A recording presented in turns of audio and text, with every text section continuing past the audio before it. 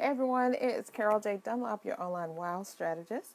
Come to you. Look at my hair, it wants to be silly. So, happy Valentine's Day. I wanted to say that first. Let me make sure you can hear. Yes, yes. Oh, so you might not have been able to hear, maybe I had the sound off. So, happy Valentine's Day. I hope things are going well for you today and that you got the Valentine that you expected to get.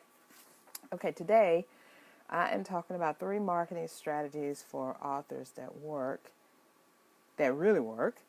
And I want to make sure, I always got to check this thing because I have to make sure that it is actually broadcasting like it's supposed to. So just give me, there we are. It is working. So I'm going to share it to a couple places. Now, maybe I should say authors. Authors. Authors. Then I have to spell authors right. Authors. And me. Join me live now. Discover. So hold on one second. Ooh. Discover how to market your book. So I got 2 places I'm going to put this. I'm going to put it on my timeline. And for those of you who don't know, okay, I love using BeLive, right? But BeLive is not working for me. No fault of their own. It's just my internet connection. So I didn't want to not do lives because my internet connection was wonky. So I figured out a way that I can do it. So if I do it natively with Facebook, which I don't like to do, but sometimes you just got to, right? So it's one more place I gotta put it. There you go. So anyway, this works. So I'm gonna use this until, like I said, if you've been following me, and you know that I put my intention that we're moving in March to a place with super fast internet access. Yay, right? Super fast internet access is the key. And so until then, I got to make do with this. It's native Facebook thing, and I don't have my little squigglies that come in and go out. But that's okay, because you're going to get the real information from me. So I am Carol J. Dunlop, the online wow strategist, and Amazon #1 international best-selling author for my book, Unmarket Your Business, 10 Ways for Savvy Entrepreneurs to Stand Out, Stop Struggling, and Start Profiting. So, I wanted to come and tell you about 3 strategies that you can use to market your business that I use that really actually do work and that help me.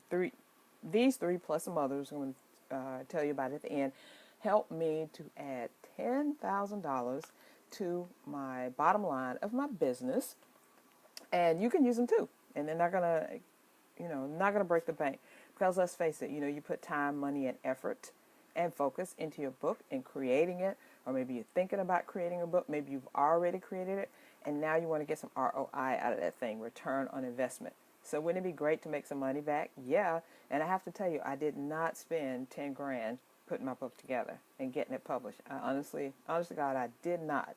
I spent much less that, probably about a tenth of that, maybe $1,000, maybe, if you look at everything that I had to do. But I'm going to show you 3 ways that work. Okay, the number 1 way to market your book so that it sells is to use Facebook groups. I actually talk about this in one of the chapters of the book, and it's called, it's all about Facebook marketing, not the ads, but actually the organic part of Facebook marketing.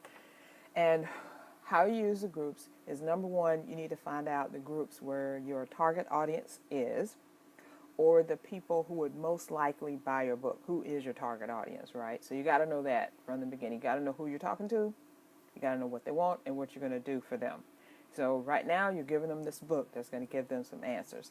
They're looking to solve a problem. You're solving a problem with the book, so you got to know who they are. And most likely, some of them are going to be on Facebook.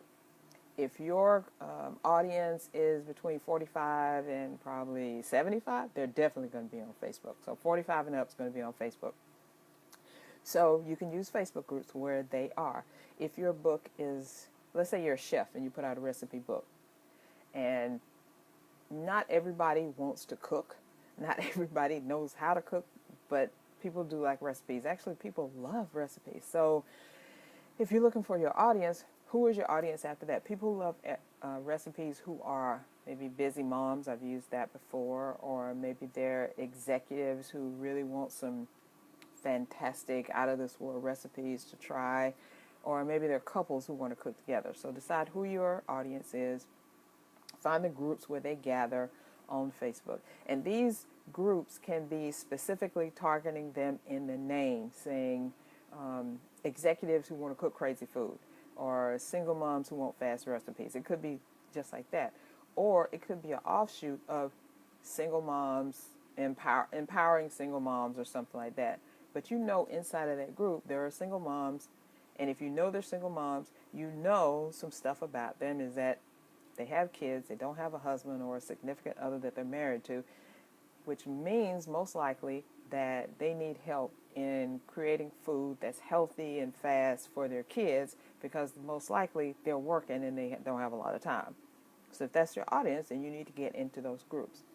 Let's say you are an attorney and you cater to you help divorce women. You help women get a divorce. So maybe you want to find some groups, empowerment groups for women, or where women are confidence building for women. So inside of there are probably going to be some women who could use help with either they're getting a divorce or they're thinking about a divorce, but they could use your services. So once you figure out the groups that you need to be in, you join them. You hang out for a little bit, say about a week or two. Sometimes it doesn't take that long to make sure that your target audience is in there. And then you just become helpful. You put up helpful posts. So you look at, I always say go for that designated hashtag, which is usually hashtag help or help. You can search for that in the group. I don't know if you know that or not, but you can search inside the group for specific words. So search for the word help and see who's asking for help. And then just answer their questions. And I don't want you to answer their questions by saying, hey, I wrote about this in my book, and if you go buy it, you can get the answer. That is not going to win you any friends. That's not going to help you sell any books. So instead, you would say, or just answer it naturally like you would answer it if someone were just asking you that question. Answer the question for them. And then when they respond back, you can say, I covered this in my book. It's really great. Would you like a free chapter? Or maybe you're going to give them most of the complete answer that's in your book, and you say, I have some other things like this in my book, that type of stuff. Especially, let's go back to the chef part. If you got some recipes and you're in a single mom groups and they're like, man, I'm trying to find a soup recipe because it's really cold today, then you can put up one of your recipes and you can say, this is from my book, and put the name of it. You don't even have to put the link, because most people know if they have the name of the book, guess what they're going to do? They're going to search Amazon to find it, or they're going to Google it. So you don't have to worry about putting the link. You put I have more recipes like this in my book or something like that. So you can use Facebook groups to be helpful, but if you're helpful enough, if you're genuine, if you're authentic, people will naturally gravitate to you and ask you more questions and really look at you as the expert and the authority you are. So when you drop knowledge about your book, they're going to be interested, and they're probably going to follow you over and either, number one, buy your book, or follow you to your website so they can get on your list, and then you can even market to them more and sell the book that way. So that's number one. Number two is live streaming. Now, what I'm doing now, doing a native Facebook Live video, is a form of live streaming, because I'm live and I'm streaming it to you on the Facebook platform. But how would you like to next level, 10x that sucker? And if you want that, you're going to have to go to a place called Restream.io. What Restream does is it takes the live video that you're doing, and you can broadcast it across many different platforms. Let's say you have YouTube, you want to be on Periscope, and you want to be on Facebook at the same doggone time. You can use Restream to do that. Now, everything but Facebook is free. Restream.io, you can get started for free. But if you want to add the Facebook Live in there, you're going to have to pay about, I think it's like $14 a month. which isn't that bad when you get unlimited ability to live stream on several different platforms at once. I actually use Restream when I do my Monday motivation. And guess what? I'm not even live doing that. Okay, I let the cat out of the bag and I'm not doing it live. I actually record it and then I upload it to Restream because they have a scheduler too. So you can create content, upload it to Restream, push it out as live, and you're not even live. But because you're pushing it out live, you get that extra juice, that extra that live gives you. You just have to remember you're not actually live, so don't say things that will, unless you know exactly what time you're going to do it. Like, for instance, if I put out something today and say Happy Valentine's Day, and then I go live like tomorrow, people know it's not Valentine's Day. So, just be careful of that. But I do it so I can save time, and it really helps. And the other thing is it helps you to spread out your awesomeness so you're not just broadcasting in one place, you're broadcasting in more than one place at the same time, and you can be doing other stuff. Let's say, 3 o'clock in the morning, 3 o'clock in the morning is when you feel like you can do your best with content and connection. Record it. Then go to Restream.io, upload it, and have it go out maybe at 10 o'clock or 5 o'clock, whatever your time is that you need. This is the second thing. Third thing is blogging plus SEO. So blogging is fun. It's wonderful. I got a whole program around blogging. Nadine Mullins and I did this program called Website Magic, where we both talked about getting your blog in shape, getting your website in shape so you can get the traffic that's out there that's looking for you. But let's 10x that sucker too. Don't just blog. I want you to optimize that thing for SEO, search engine optimization. So you want to optimize your blog so you can be found. How do you do that? So I've got a couple of things that you need to do. Number one, you need to figure out what keyword that you can use to rank for. And you may say, Carol, what are you talking about? Keyword to rank for? This is all gibberish. No, it's not really. I want you to use this tool called Uber Suggest. It has nothing to do with Uber, the driving people, but Uber Suggest. This is by Neil Patel. Just put it in your search engine, preferably Chrome, but whatever. Just put in your search engine and say Uber Suggest. And what that does, it takes you to an app that Neil Patel created where you can put in URLs or domain names of your competitors and see what keywords they're ranking for. Ranking in Google, because Google is number one. Like Google, the search engine Google is way up here, and then here is Bing and Yahoo. Now don't discount them, but Google is the granddaddy. So anyway, let's say you know that this company over here is a competitor of yours, but they're ranking every time you go to Google, they're there. They're there on the first page. So you want to know what keywords that they're ranking for. So you put their URL into Uber Suggest, and it'll tell you like the top 10 or 20 keywords that they're ranking for. It'll tell you what pages they're on, all that. Plus, when you get your keyword together and you say, okay, I want to rank for, let me think of something real quick. Mommy recipes. I don't even know if that's a searchable keyword or not, but mommy recipes. That's the keyword you want to rank for, meaning you want to get on the first page of Google with that keyword in your blog, and you're writing a whole blog about mommy recipes, right? So you go to Uber Suggest and you put in mommy recipes, and it will tell you what your chances are of ranking for that word. It'll say, hey, this is easy to rank for. You have an 88% chance of ranking for this, or this is pretty tough. You have like a 5% chance of ranking for this word. So if it tells you low stuff, like 50% or lower, don't bother with that keyword. That means that there are thousands of other people out there who have used that keyword, who are actually ranking in Google on the first page, and no matter what you write, you're not going to get on the first page with that word. But if you find something that's like 70, I would say 70% or above, giving you that, hey, go ahead, it's easy to rank for, do it. Because most likely, if your audience is looking for mommy recipes and you get on the first page of Google and you rank for it, guess what? They're going to find your site, and they're going to go to your site, and they're going to read your blog. And of course, your blog is going to have great information about mommy recipes. And it's going to say at the very end, hey, if you want more of these mommy recipes, purchase my book. get my book, blah, blah, blah. Click this link so you can get the book. And guess what? They're going to do it. So how can you utilize these keywords in your blog so that you're optimized for the search engines to find you?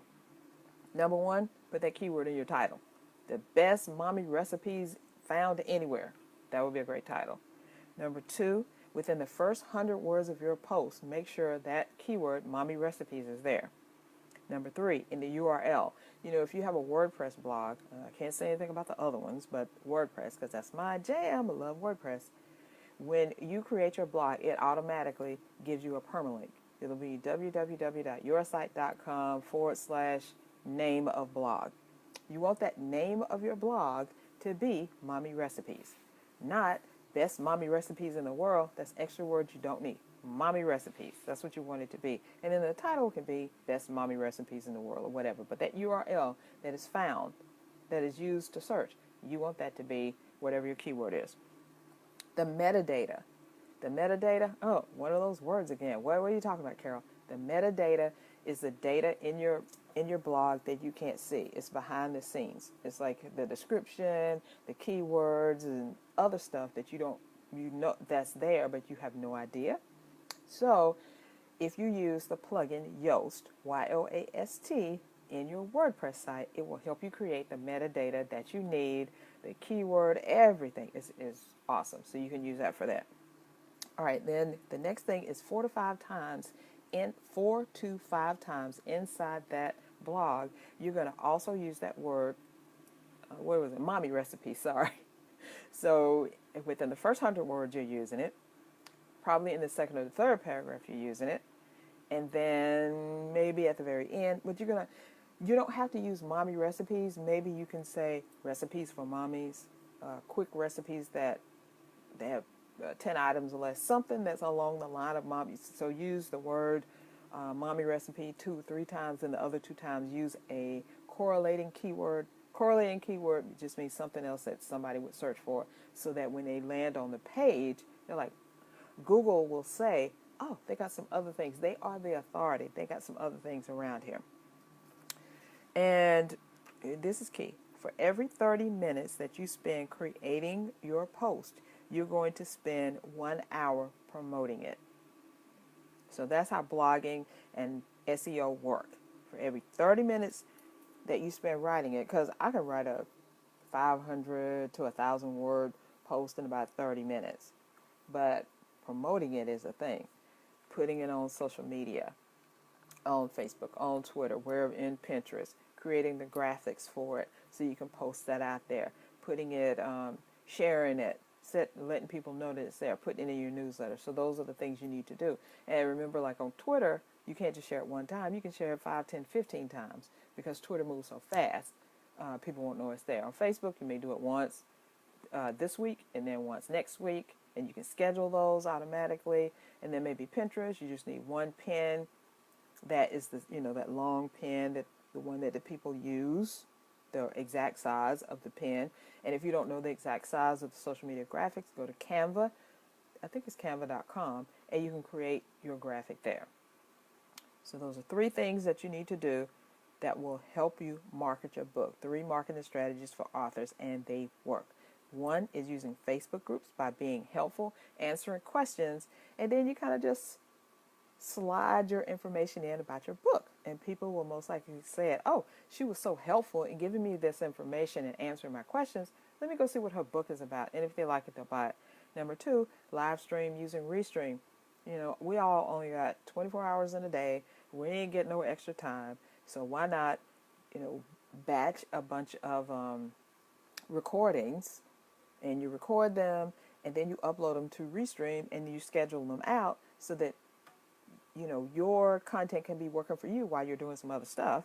And then 3, blogging plus SEO optimization. So optimizing your posts to get found, because we're not just writing just to write. We're not just blogging just to blog. We're writing and blogging so that our target audience sees the stuff that we put out there, says, oh my God, where have you been all my life? Goes to our blog, reads it, gets on our list, or does whatever call to action we tell them so that they buy the book or get on our list so that we can sell them the book. So if you do those things, it's definitely going to work for you. Those are just 3 ways. Guess what? I've got 7 more ways you can use to actually market your book and sell it. And these are the ways, in addition to, these are like 10, right? These are the ways that I've used to add an extra $10,000 to my bottom line using my book. And guess what? It doesn't even have to involve book sales, because that $10,000 that I made from selling my book, a very little amount of it was from actually selling the book, right? Even though I am an Amazon #1 international best-selling author, I didn't make the whole $10,000 from selling the book, because you're not going to get rich on a $20 book sale. Let's just be real. Unless you're Michelle Obama, which is a whole different story, but I'm telling you how you can become an author, sell your book, make good money, and be the awesome expert and authority that you've always wanted to be. And I'm going to share all my tips and tricks with you in a new masterclass that I have on February 28th, just in a week and a half or a little bit more, at 8 p.m. And you can get the information, sign up for the class by going to www.csicorporation.com/authoritymc. That's csicorporation.com/authoritymc. So I'm going to put the link in the comments below, and you can go there. Well, yeah, the comments below, and I'm also going to put it in the description above. So I'll be sandwiched in between. It's cool. And I want to see you at that masterclass, right? Because we're going to go through everything. These 3 that I've already told you are just the tip of the iceberg. I got 7 more things you can do that really, truly work when you're marketing your book so that you can make money. Because we're all trying to figure out what we need to do to get our audience to buy from us, and these things really work. So go to csicorporation.com/authoritymc for the masterclass. It's happening on February 28th at 8 p.m. Love to see you there. Can't wait to work with you. See you then. I'll join you next week on Thursday for another live from my page. Bye for now.